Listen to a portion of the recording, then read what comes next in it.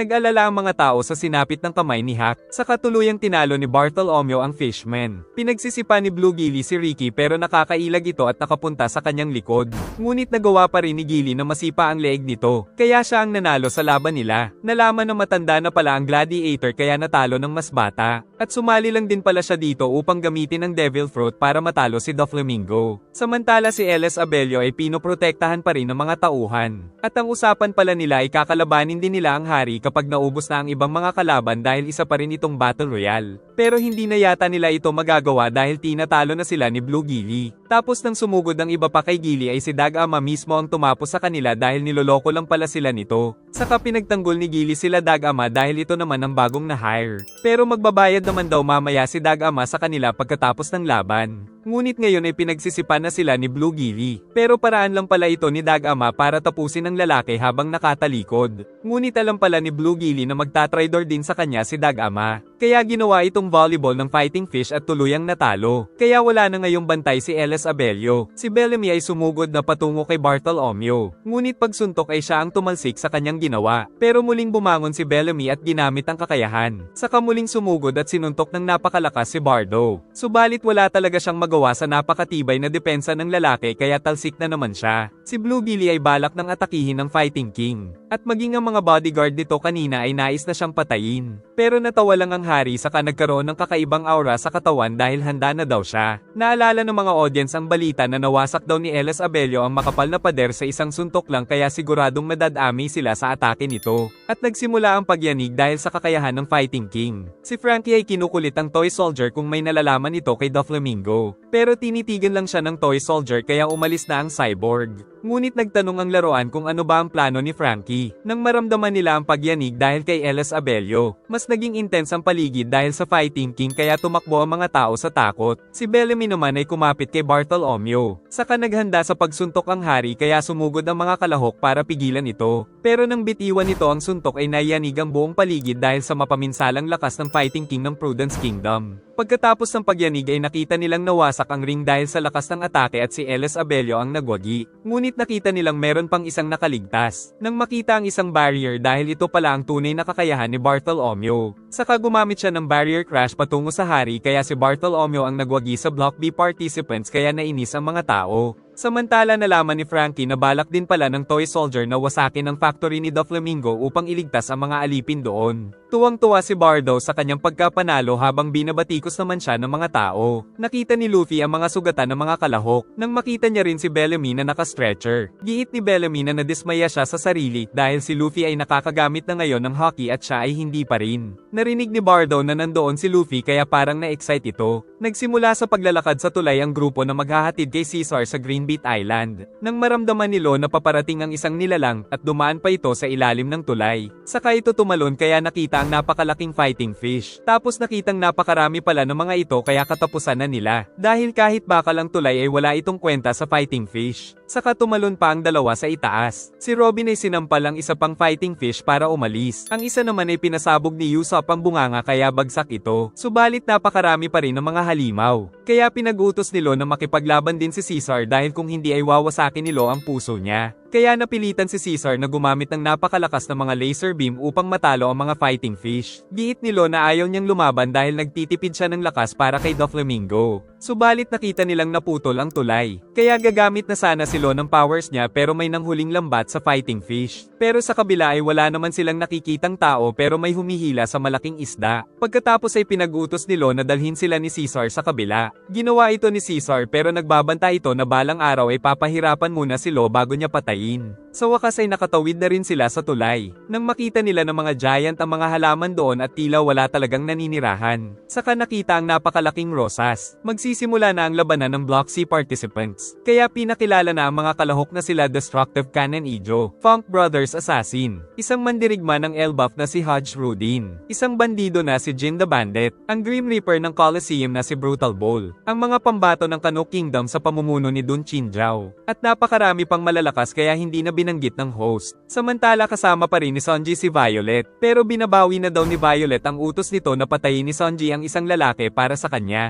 Ngunit nais pa rin siyang sundin ng Cook kahit hindi na nito marinig ang paliwanag ng babae dahil sa mga luha nito. Sinipa ni Sunji ang pinto ng bahay saka nagbanta sa mga nasa loob. Kaya naman lumabas ang mga tauhan ng boss at sabay-sabay na sumugod sa cook. Kaya inihagis nito ang sigarilyo, saka mabilis silang lahat na tinapos ni Sunji gamit ang kakayahan nito bago pa malaglag sa lupa ang inihagis na yosi. Ngunit nadakip naman ng kalaban si Violet, nang biglang mawala sa paningin nito si Sunji. Dahil nasa harap niya na pala ito kaya tinamaan ng malakas na sipa. Tapos gumamit ng Diable Jambe kaya napatalsik ang boss ng napakalayo. Pagkatapos ay nagpasalamat ang dalaga kay Sunji. Ngunit nilagyan siya nito ng handcuff sa kamay at paa dahil umaacting lang pala si Violet. Namangha si Usopp sa Greenbeat Island dahil sa mga giant plants na nandoon. Si Caesar naman ay hinahanap na si Joker pero sinabi ni Law na mamaya pa ang nakatakdang transaksyon. Nakita din nila ang isang Navy ship sa isla. Kaya pinangangambahan nilang dumating doon ang mga Navy at manggi-alam sa kanilang transaksyon kay Joker kaya kinakabahan ng sobra si Caesar. Sa flashback ay napag-alamang sinabi pala ni Law kay Smoker na magpupunta siya sa Greenbeat. Naisip naman ni Caesar na may balak na masama si Law. Saka nang hingi si Law ng tulong kina Robin at Usopp. Naglakad sila sa gubat ngunit kabadong-kabado si Usopp sa mga nilalang doon. Tapos narinig din nilang nandoon ang mga marine, ngunit kinakabahan din ang mga ito dahil may kumakausap sa kanilang ferry na nagtatanong kung mabubuti ba sila o masasama. Nagpaputok ang isang marine kaya nagalit ang mga ferry at isa-isang kinuha ang mga gamit nila, hanggang sa maubos ang damit ng mga sundalo. Napansin nila Robin ang isang nilalang kaya ginamit ang kakayahan para mahuli ito. Kaya nakita nila ang isang maliit na tao. Nakasakay kay Zoro ang isang ferry ngunit naiinis na rin ito dahil laging mali ang dinadaanan ng swordsman. Sa flashback ay pinakitang nahulog si Zoro, ngunit nahulog din ang ferry kaya naman nakita na ng binata ang maliit na nilalang. Dahil dito ay nahuli niya na ang ferry kaya umiyak ito. Saka nagpakilala itong si Wika at nakiusap na wag sasabihin sa iba na nakita siya ng binata.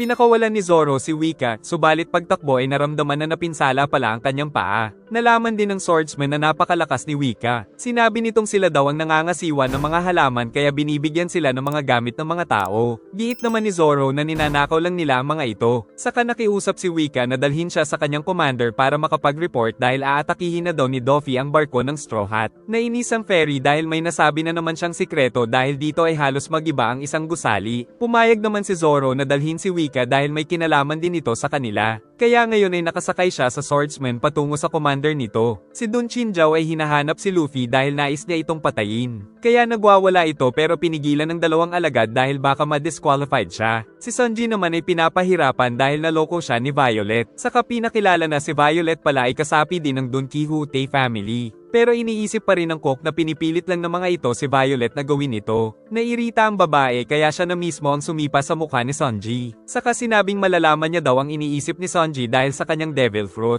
Kaya ginamit niya ang powers kay Sanji para malaman ang plano nila. Pero puro kamanyakan lang ang nakita niya sa utak ng binata. Saka sinabi ng binata na nagtitiwala pa rin siya kay Violet dahil sa mga luha nito. Naisip ng mga tauhan ni Violet na nababaliw na si Sanji. Kaya nilabas nito ang mga sandata para patayin siya. Pero pinigilan silang lahat ng dalaga gamit ang luha na nagiging malaking isda na tumama sa kanila. Saka pinakawalan niya si Sanji. Tapos pinapatakas na siya nito para hindi na madamay pa ang Cook. Pero hindi papayag si Sanji na iwan ang binibini. Kaya sinabi ng babae na mula nang pumunta sila sa isla ay naglalaro na sila sa palad ni Doffy. At para maintindihan ni Sanji ay pinakita ito ni Violet gamit ang kakayahan.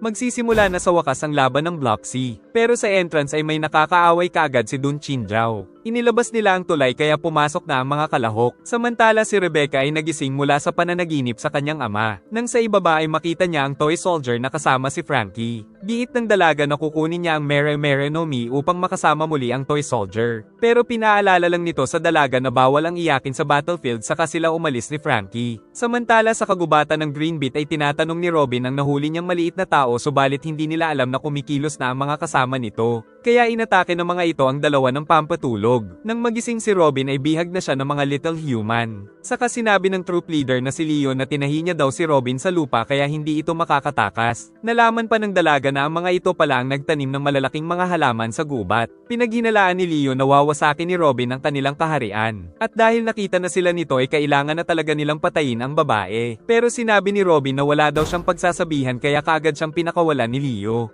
Nagulat naman si Robin dahil mabilis palang magtiwala ang mga ito. Kalaunan ay nagpakilala ang chief na si Goncho at sinabing welcome daw siya dito. Sa kanya yaya siyang kumain ng mga ito pero kailangan ng umalis ng babae. At ang transponder snail daw nito ay pinakawalan nila sa kagubatan. Giit ng Little Humans na kung mabait daw talaga si Robin ay kailangan nitong ibigay ang kanyang sandata. Pero wala namang sandata ang dalaga kaya mapipilitan daw sila Leo na tanggalin ang lahat ng suot nito. Kaya naman pinagtulungan nila si Robin. Subalit dumating ang isa pang duwende at sinabing ang dalaga ay partner daw ng hero nila kaya tumigil ang mga ito. Pero nakita ni Robin na wala na silang oras kaya kailangan niya nang umalis. Samantala hinahabol sila ngayon ng mga kaaway dahil traidor daw si Violet. Pero sa isang sipa ay talsik ang mga ito. Binaril sila ng mga ito kaya muntik nang tamaan sa ulo ang babae. Kaya naman binuhat siya ng coke at tumalon-talon. At pinagsisipa sila nito kahit buhat niya ang babae. Saka sinabi niya kay Lo na kailangan na nilang tumakas dahil hindi pala totoong nag-resign si Doflamingo sa pagiging warlord. Sa flashback ay pinakita ni Violet ang katotohanan, kung saan dumating ang CP0 sa Dressrosa. Tapos sinabi ng mga ito sa mga tao na hindi talaga nag-resign sa pagiging warlord at sa pagiging hari ng Dressrosa si Doflamingo dahil isa lang itong false report kaya natuwa ang mga tao. Samantala si Doffy ay patungo na rin sa Greenbeat. Nalaman na rin ni Isho na false report lang ang pag-alis ni Doflamingo sa mga pwesto nito.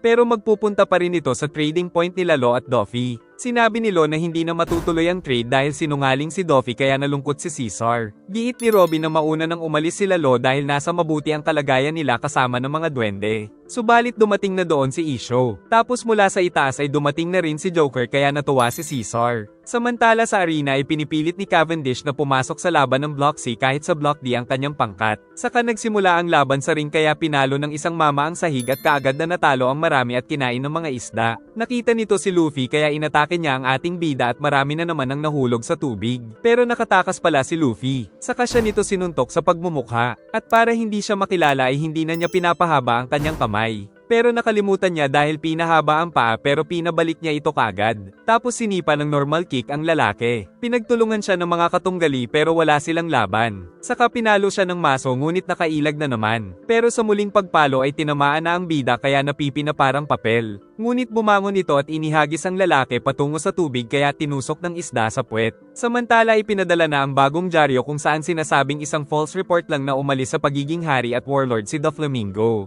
Sa Greenbeat ay nagtataka si Lo kung paano nakapagpakalat ng fake news si Doflamingo dahil ang may kakayahan lang nito ay ang mga Celestial Dragon. Kaya naisip ni Lo na isang Celestial Dragon din si Doflamingo. Nakiusap si Caesar na iligtas na siya ni Joker. Giit naman ni Lo na hindi na matutuloy ang trade. Pinansin ni Doffy si Isho dahil ito daw ang nababalita niyang malakas na bagong admiral. Sa kabila ng papuri ng warlord ay duda pa rin sa kanya si Isho dahil may ideya daw siya sa mga iligal na ginagawa ni Doflamingo. Tinanong ni Doffy kung ano ang desisyon ng Navy sa pakikipag-alyansa ni Lo sa Straw Hat. Sagot ng Admiral na kung itatanggi ni Lo ang alyansa sa Straw Hat ay hindi siya nito aarestuhin. Ngunit naisip ni Lo na kahit anong gawin niya ay wala na siyang takas. Kaya sinabi na lang ni Lo na totoo ang alyansa nila ng Straw Hat. Dahil dito ay nilabas ni Fujitora ang espada at nagkaroon ng liwanag patungo sa kalangitan. Tapos biglang dumating ang isang bulalakaw dahil sa kapangyarihan ng Admiral. Kaya naman nagpanik ang mga sundalo sa magaganap. Ngunit nagawa itong mahiwa ni Lo sa gitna. Si Doffy ay hiniwa-hiwa ang bulalakaw sa cube. Si Isho ay pinigilan nito gamit ang kakayahan subalit nagkaroon pa rin ng malakas na pagsabog. Dahil sa nangyari ay nagkaroon ng malaking butas at ang mga tinatayuan na lang nila ang natira. Saka naghanda sa labanan ang tatlong halimaw. Tumawag si Frankie kay Sanji para sabihing hinahanap niya na ang factory. At nalaman na rin ng cyborg na niloko lang sila ni Doflamingo kaya kailangan na nilang mahanap at mawasak ang factory. Nang mapadaan sa screen sila Sanji ay nakita niya ang captain na nagawa pang makipaglaban sa Coliseum. Nang mapansin ni Violet na paparating na ang mga tauhan niya. Kaya binigay nito ang mapa at sinabing nakadisguise lang daw na toy house ang hinahanap nila pero isa talaga itong factory. Giit ni Sanji na magkita daw sila sa daungan. Kaya natuwa ang binata pero dumating naman si Kinemon. Tapos nakita nila ang mga humahabol kay Violet kaya mabilis niyang tinapos ang mga ito. Saka sinabi ni Kinemon na alam niya na daw kung nasaan ang toy house. Samantala sa Coliseum ay patuloy sa pakikipaglaban ng Straw Hat Captain. At makakaharap pa nito ang isang malakas na katunggali na si Brutal Bull. Sa flashback na karaang araw ay pinagtulungan ng mga preso si Brutal Bull dahil sinabi sa kanila na mababawasan ang kanilang pagkakakulong kapag natalo nila ito. Subalit kahit anong gawin nila ay napakalakas talaga ng Bull kaya lahat sila ay tinalo nito. Kaya tinawag itong Grim Reaper of the Coliseum. Sumugod ang Toro patungo kay Lucy. Pero biglang naglaho ang bida sa kanyang harapan. Saka tinawag pa ito ng ating bida. Walang tigil nitong sinugod si Luffy pero hindi niya ito matamaan. Kaya nainis lalo si Brutal Bull saka sumugod pero ginamit ni Luffy ang Conqueror's Haki kaya natakot sa kanya ang mabangis na Toro. Tapos naging alaga na ito ng ating bida. Sa Greenbeat Island ay nayanig ang Tontote Kingdom dahil sa ginawa ni Fujitora. At dahil nais patunayan ni Usopp na isa siyang hero ay sinabing kagagawa ng kanyang haki ang pagyanig. Dahil dito ay binigyan sila ng masarap na karne ng fighting fish. Kaya naalala ni Usopp na sila pala ang nanghuli sa nakita nilang fighting fish sa tulay. Tapos nag-imbento pa ang sniper na kamag-anak niya daw si Mont Blanc Nolan dahil nalaman niya na hero pala ito ng mga duwende. Kaya naiiyak-iyak pa ang ibang duwende dahil nakita nila ang kamag-anak ng kanilang tagapagligtas. Subalit sinabi ni Leo sa chief na ngayon na daw nila kakalabanin si Doflamingo dahil dumating na ang bagong hero. Kaya nag-cheer ang mga duwende sa sniper. Si Usopp naman ay di makapaniwala sa pinasok niyang gulo. Nagulat sila Brook nang makita ang loob ng Sunny. Saka nakita nila ang isang babae at binato sila ng ulap. Kaya naman naging kakaiba na rin ang pinto. Saka lumabas si Jala na may kagagawa nito. Tapos dumating ang mga tauhan nito dahil mga parte din pala sila ng Don Quixote family. Nagpalabas ulit ito ng isang ulap at itinapon sa kanila. Kaya naman naging mga kakaiba ang mga itsura ng apat dahil sa kakayahan nito. Nagalit si Nami ngunit sinabi ng matanda na ibabalik lang sila sa dati kung ibibigay nila si Momo. Pero ayaw ni Nami kaya binato na naman sila ng kakayahan nito pero nasalag nila ito ng pinto ng basement. Saka nakatakas ang mga ito. Sumakay ang Straw Hat Pirate sa mga sasakyan nilang submarine at waver upang hindi na mapinsala pa ang kanilang barko. Labis na nagalit si Jala kaya tinawag ang sasakyan nito na isang submarine na kulay pink. Saka tinutukso nila ang babae upang umalis ito sa barko. Pero ginamit pa rin ito ang kakayahan sa barko ng Straw Hat. Kaya naman nagmukhang katuwa-tuwa ang bagong itsura ng barko nila dahil ang misyon daw talaga ni Jala ay ang dakpin si Momo at pigilan ng pagtakas ng Straw Hat Pirates. Ayaw pumayag ni Ricky na magpalagay ng first aid dahil makikilala siya ng mga ito. Dumating si Rebecca kaya naalala ni Ricky nung bata pa ang babae. Subalit ayaw pa rin itong tumanggap ng lunas dahil ayaw niyang makilala ng mga tao. Binigay ni Diamante ang liham ni Doffy na nag-uutos kay Bellamy na patayin si Luffy. Kumakain si Cavendish nang dumating si Bartolomeo. Sinabi ni Boy Palong na hindi nito dapat patayin si Luffy pero wala daw makakapigil kay Cavendish na gawin ito. Tuwang-tuwa ang mga tao sa labanan na nagaganap sa ring. Ngunit ang Giant Warrior ang nangingibabaw sa lahat dahil sa lakas nito kaya talsik ang napakaraming kalaban. Tinusok siya ng isa pero nabali ang espada kaya tinapon siya nito sa malayo. Samantala ang Fighting Bull naman ay matapang na tumatakbo sa Coliseum habang sakay si Lucy. Dahil lahat ng mga madaanan nila ay bagsak sa lakas ng bull. Nagagalit si Cavendish habang pinapanood ang bida habang natutuwa naman si Rebecca. Ngunit hindi nila kinaya ang Giant kaya pinisat nitong parang insekto ang toro kasama si Lucy kaya kinabahan ang audience. Subalit hindi pala nasawi ang bida sa ginawa ng Giant. Kaya sinugod niya si Hodge Rodin. Tapos agad itong sinuntok ng napakalakas sa pagmumukha na ikinagulat ng lahat ng manunood. Dahil sa nakita ay natuwa ang lahat ng mga tao dahil napabagsak ni Lucy ang Giant. Kaya umiiwas na sa kanya ang mga kalaban. Saka nagtungo siya sa alagang toro. At dinala ito para hindi masaktan ng mga naglalaban. Nakatulog man ang Giant ay sinuntok pa rin ito ng long arm ng napakalakas kaya talsik ito sa audience at tuluyan ng nahulog sa tubig dahil sa lakas na ipinamalas ni Ijo. Sumugod sa kanya ang isang gladiator pero sa isang suntok ay bagsak ito. Saka hinamon nito ng laban ng ating bida. Samantala hindi pa rin nakakarating sa Greenbeat sila Zoro dahil sa sobrang engot nito. Pero sinisisi pa ng binata si Wika sa pagbibigay nito ng direksyon. Hanggang sa mainis ang duwende kaya sinapok sa mukha ang lalaki. Ngunit dahil hindi nakikita ng mga tao si Wika ay inakala ng mga ito na baliw si Zoro. Nagdabog si Wika kaya nasaktan ng swordsman at tinapon ng maliit na tao sa malaking base saka siya nito iniwan. Kaya hindi makaalis doon si Wika dahil sa injury sa kanyang paa. Pero bumalik si Zoro dahil engot talaga sa direksyon. Saka nagmakaawa sa kanya si Wika na tulungan siyang makauwi. Naawa naman si Zoro kaya tinulungan ito. Samantala sa Greenbeat ay gumamit na naman ng kakayahan si Fujitora kaya isang bulalakaw na naman ang dumating. Pero muli lang itong hiniwan ni Lo gamit ang Devil Fruit nito. Si Joker naman ay inatake din si Lo. Kaya tumakas ito patungo sa gubat pero sinundan ni Doffy. Pati sila Isho ay sumunod din. Patuloy ang pag-atake at paghabol ni Joker sa Death Surgeon. Saka muling nagtagpo ang tatlo dahil nandoon na rin si Isho. Si Luffy naman sa Coliseum ay nagsimula sa pakikipaglaban kay Ijo. Giit ni Ijo na nais niyang mas lumakas sa pamamagitan ng Mera Mera no Mi. Saka sumugod ito kaya gumamit ng armament si Luffy bago hinarap ang kamao. Sa screen ay ipinapakita din sila Sai at Bo ng mga bata ni Dun Chinjao. Sa isang sipa ni Sai ay nasira ang shield ng isang gladiator. Si Bo naman ay sinuntok ang isa pang gladiator kaya bagsak din ito. Tapos si Dun Chinjao ay ginamit ang kanyang Conqueror's Haki kaya nakatulog ang mga kalaban.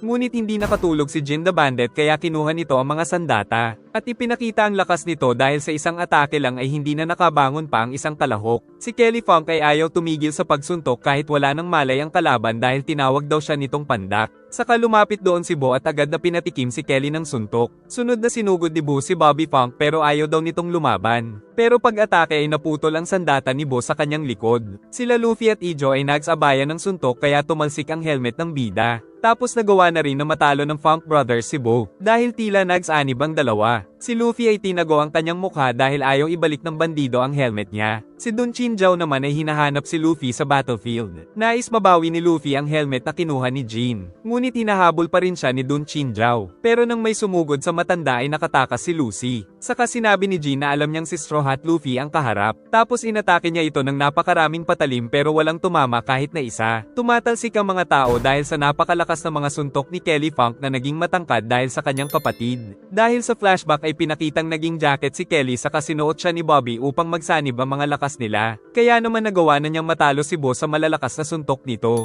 Sa kasalukuyan ay nagagalit si Sai dahil sa sinapit ni Bo. Kaya naman kinalaban niya si Kelly pero pinagsusuntok lang nito ang sandata niya. Saka nagawang makatalo ni Sai at sinipa ng napakalakas sa ulo ang Funk Brothers, kaya natanggal ang ngipin ni Kelly at natuwa naman ang host pati na ang mga tao sa napanood. Ngunit sa likod ay dumating si Ijo na agad siyang inatake. Sila Nami ay nagpapahabol sa submarine ni Jala. Saka nagpakita sila Brook at Chopper. Tapos napansin nilang may maliliit na ulap ang nagsanib kaya naging malaki, saka gumamit ng Thunderbolt si Nami patungo sa submarine ni Jala kaya nawasak ito. Saka pinag-utos ni Nami na lumaban sila pero natatakot sila Brook dahil sa pagbabago sa kanilang katawan. Napakaraming sandata ang nakolekta ni Jin. Kaya pinagbabato nito ang mga sandata sa bida pero ang mga nasa likod ang tinatamaan. Giit ni Jin na huhulihin niya din ang lahat ng nakatakas sa Impel Down para makilala siya. Pero hindi pa rin ito matamaan ng ating bida kahit na ano ang gawin nitong paghagis. Tapos sa likod ay nandoon na pala si Dun Chinjao na galit kay Garp. Kinabahan si Jin dahil nakatusok sa matanda ang mga sandatang inihagis niya. Kaya sumugod ito at agad na natalo ang bandido sa isang atake. Tapos itinapon ng mga sandata sa kanyang tiyan patungo kay Jin. Samantala halos match ang labanan nila Sai at Ijo kaya napakaganda ng laban at labis na nasisiyahan ng mga tao sa napapanood. Nabawi na ni Luffy sa wakas ang helmet nito. Ngunit balak na daw siyang tapusin ng matanda. Kaya naisip ng bida na seryosohin ang laban at gumamit ng Gear Second. Si Dun Chinjao ay gumamit din ng kakayahan. Tapos sabay na sumugod ang dalawa at dahil sa lakas nila ay tila sinagasaan lang ang mga naglalaban na sila Sai at Ijo. At gumamit ng armament si Luffy at pati na rin ang Dun. Saka nagsabayan sila ng mga suntok kaya nakatulog ang ibang mga kalahok dahil sa aura ng dalawa ngunit walang nais sumuko. Dahil dito ay nagkaroon ng malakas na liwanag sa paligid dahil sa labanan ng dalawang Conqueror's Hockey user. At matapos ang liwanag ay nakitang ang dalawa na lang ang natira sa loob ng ring.